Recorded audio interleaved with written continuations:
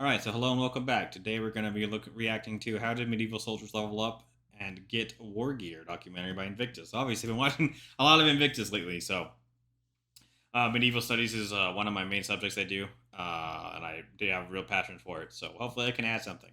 Otherwise, the original link is in the description for the video. Go check it out, and all my stuff is down there too. Otherwise, let's get to it.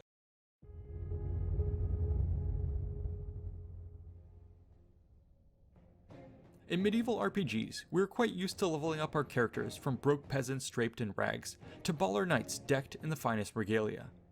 Common gameplay loops involve slaying foes, completing quests, searching for treasure, and spending hard-earned cash at a merchant shop. With enough grinding, you could eventually kit out yourself and your party for war. But how did this process work historically? In this video, we'll examine what it was like for medieval soldiers to actually level up and get their war gear.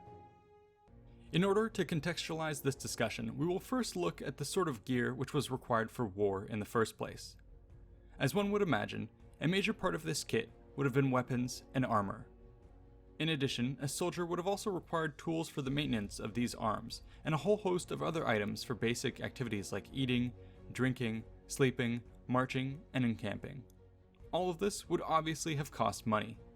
However, it's hard to precisely quantify this sort of thing, given the nature of the medieval economy and the quality of our records. Which is basically we don't have shit.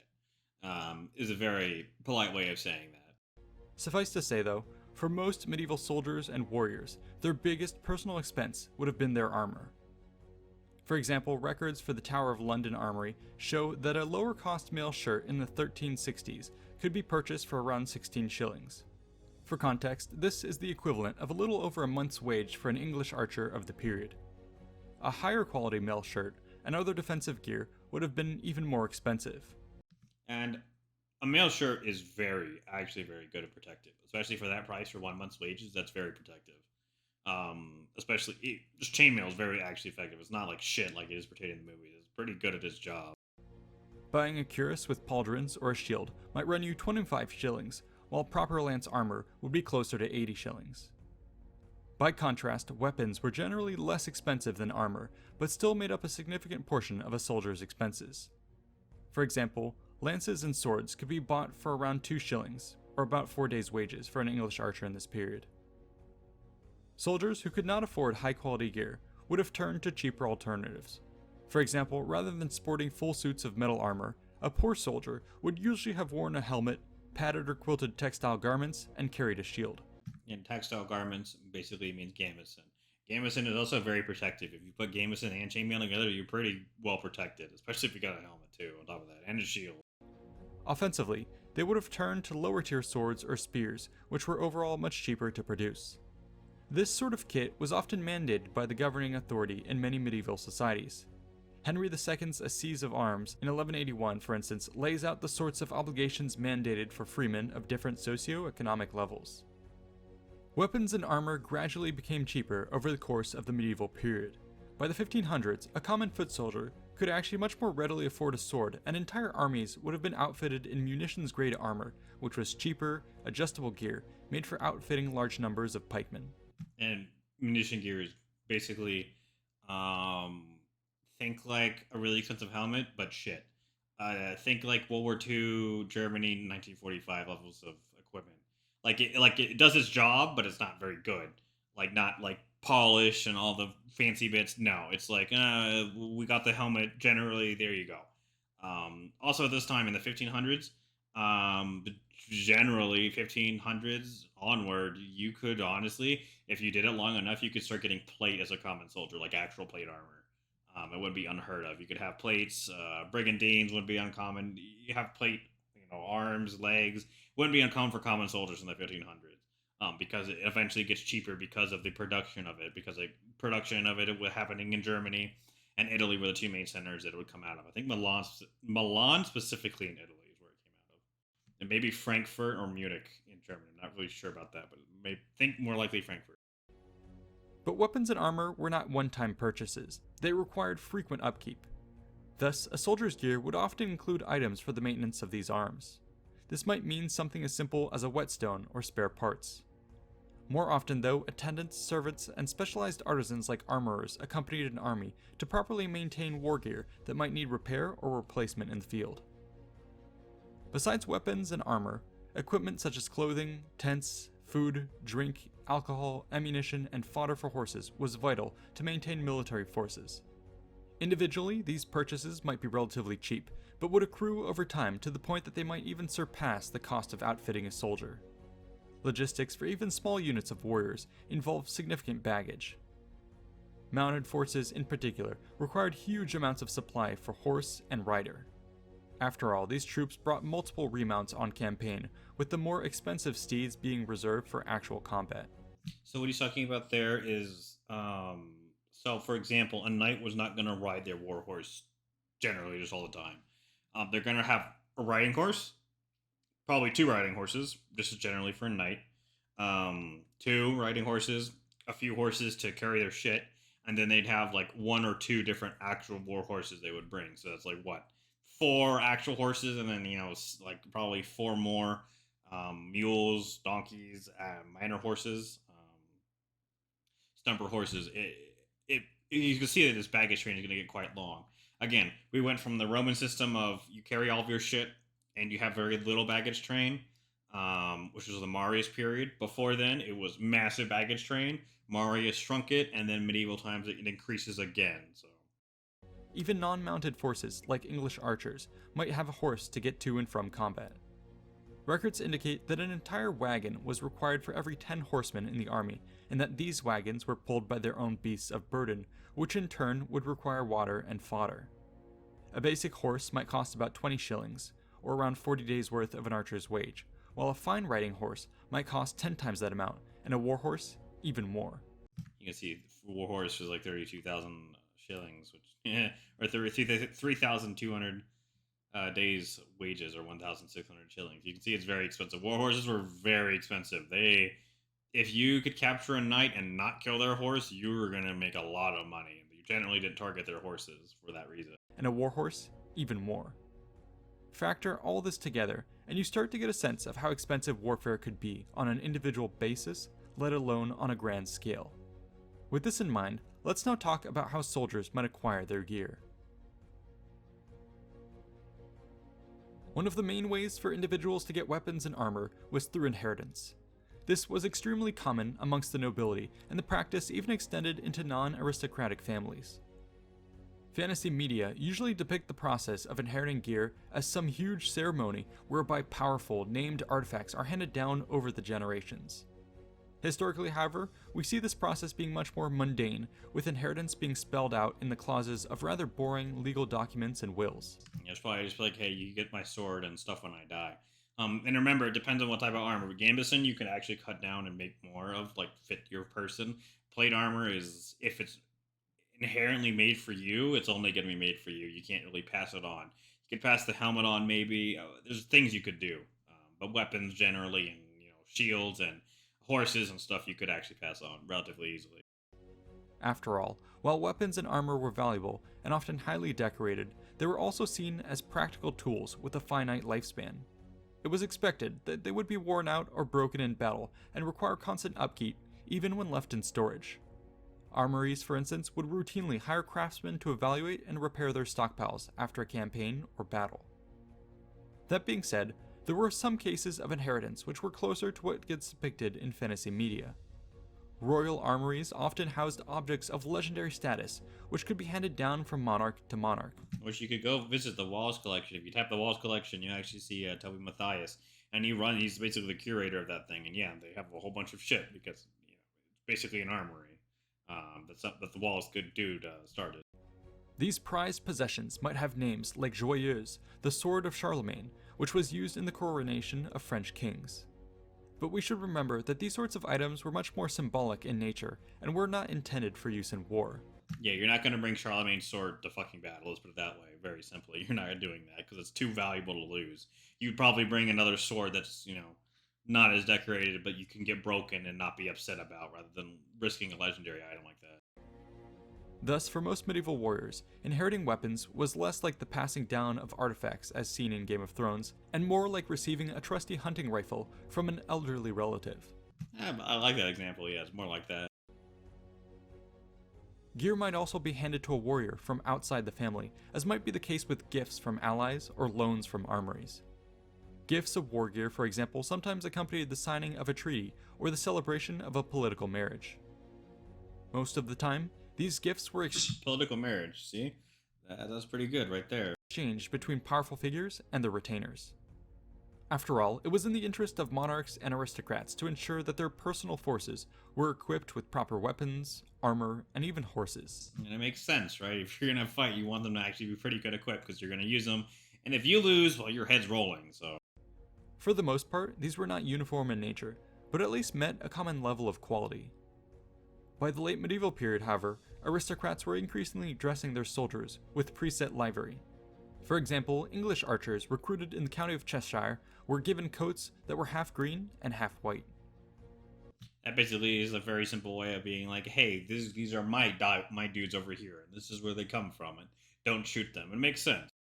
The procurement of gear was thus concentrated into the hands of the wealthy who bought and stockpiled large quantities of equipment ahead of major campaigns. In 1295, for example, we know of a merchant who collected over 4,000 mail shirts and 6,000 shields and mountains of other gear for a French royal campaign. That's insane amount of equipment. My God, especially for 1295, that's insane. Given such large volumes, it was now possible for buyers to source their equipment directly from manufacturing centers. However, rich individuals weren't the only ones who served as consolidators of equipment. Towns and cities also maintained armories to arm their citizens for local defense. These stockpiles contained both personal items such as weapons and armor, as well as larger assets like artillery and ammunition. It makes sense. It's basically just like a local armory you go down to and you put your guns. Yeah, basically, like think of a locker, a gear locker. You go in downtown, you have a lock, it's yours. You put your stuff in it, and then the city would basically pay for this. And then you go in there and you grab the stuff whenever you need to defend your actual city. So The latter commonly came in the form of large torsion-powered crossbows called springalds, which would be key to the defense of urban settlements even before the widespread adoption of gunpowder in Western Europe. But let's suppose that war was coming and you had neither inherited nor been gifted all the gear you needed. The next option available to you would be to purchase these items. In popular media, this usually gets depicted as a buyer traveling to a single smith in a small shop. While this certainly did happen, the medieval arms industry was much larger in scale, consisting of an enormous international network of craftsmen, workshops, and merchants. and they're all gilded. And gilded, basically, the best way I could refer to it today is a union, but it's even not that. It's basically all these. So like everyone that made an arrowhead was a part of the Arrowhead Guild, right? Everyone that made the actual shaft and the feathers, right? They were called the Fletchers, right? They're in their own guild. They have set prices, and they're the only ones that can do it, okay? And then they merge them together, right? And they're the only ones that can do it, so therefore they charge a higher price. It's a very different system to what we have today. These were available to supply anything an army could need, from personal weapons like a sword or bow to massive orders for thousands of shields, helmets, and lances. Wealthy nobles might have their own workshop set up to equip themselves and their soldiers, but would also travel directly to production centers like Milan in order to buy custom sets of gear in bulk. The cost of weapons and armor depended on what you were looking for. A used sword, for example, could be bought cheaply for less than a day's wages for a regular worker, but a custom sword or harness with gilding or other forms of decoration would be much more expensive. And gilding is just basically a term for decorating your stuff. You could do fire gilding where you could like inlay gold on your sword. There's a whole bunch of stuff you could do that actually looks very good. But yeah, Here's an excerpt from a rough cost reference table for weapons and armor in the late medieval period of the 1400s, compiled by Kenneth Hodges from the University of Berkeley. so let's take a look at this. University of Berkeley, pretty good. So a cheap sword, like 1 shilling, right? Cuirass, which is basically just your upper plate, is 20, right? A shield tested against pistol shots basically means they won't go through at 24. Lancer's armor, heavy cap, 80 shillings, okay? Now, Lancer armor, it depends what this period is. But for the English Civil War, they had to start up banning Lancer armor because it was too expensive, and that's 80 shillings, right? And if you have a Squire, Squire is basically a guy training to be a knight, so like 14 to 21. His armor is like 120. A complete knight's armor is 320. And then look at the armor for Prince of Wales is 6,800 shillings, which is insane. But again, they are the reigning monarch or the heir apparent. The heir apparent if you have the Prince of Wales. So As you can see, prices varied widely, and one could easily spend a fortune on military gear. For example, King Henry VIII's armorer's workshop at Greenwich employed over 20 people and cost more than £500 a year to operate. The craftsmen who made this equipment were valuable and well paid, especially for high-end custom production. Armorers and weapon makers contracted for royal workshop often had exclusivity clauses in their contracts and were frequently subject to royal legislation aimed at regulating such an important market. Fraud, for example, was a constant problem which plagued the major production centers. What happened is that unscrupulous merchants would purchase cheap armor elsewhere, then bring it to a city famous for its weapons such as Nuremberg, where the item would be stamped with a false maker's mark and sold for a profit. and nothing changes apparently, especially from back then. It's all the same, guy. That's pretty funny actually.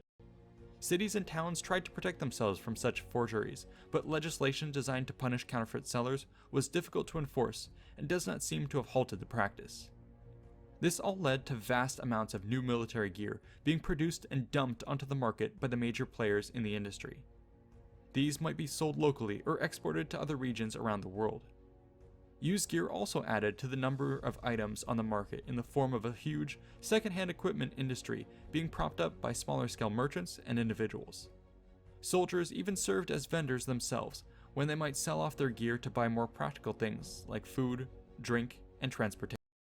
Yeah. So I'll put this in perspective. It's like secondhand gear. I see what he's trying to go. It would be like if you went to eBay today and were like, I need some armor, whatever you needed on eBay, right? You can get it secondhand and you get it cheap, right? Whereas if you wanted like knight armor, so today, the equivalent of getting like knight armor today is like buying Cry Precision, basically everything. You get Cry Precision, you're paying a premium, which is what Special Forces guys get it, right? They get all the fancy stuff, and then you get OpsCore helmets from their website. You're paying a pretty premium on it. Versus if you go on eBay, you can just get an actual helmet for like $200. Again, depends, right? Drink, and transportation. The battlefield itself was also another important source of war gear. Indeed, weapons and armor were commonly looted from the battlefield. In some cases, this might be a completely unrestrained free-for-all. For the most part, however, looting was an organized process to make sure that everyone knew that they would get a share of the spoils and would be properly motivated to keep fighting rather than breaking off to scavenge mid-battle. That makes sense. Was that done very often? I don't know. French knights were very famous for going after the baggage train of people and leaving there everyone else to do whatever the actual fighting and not coming back.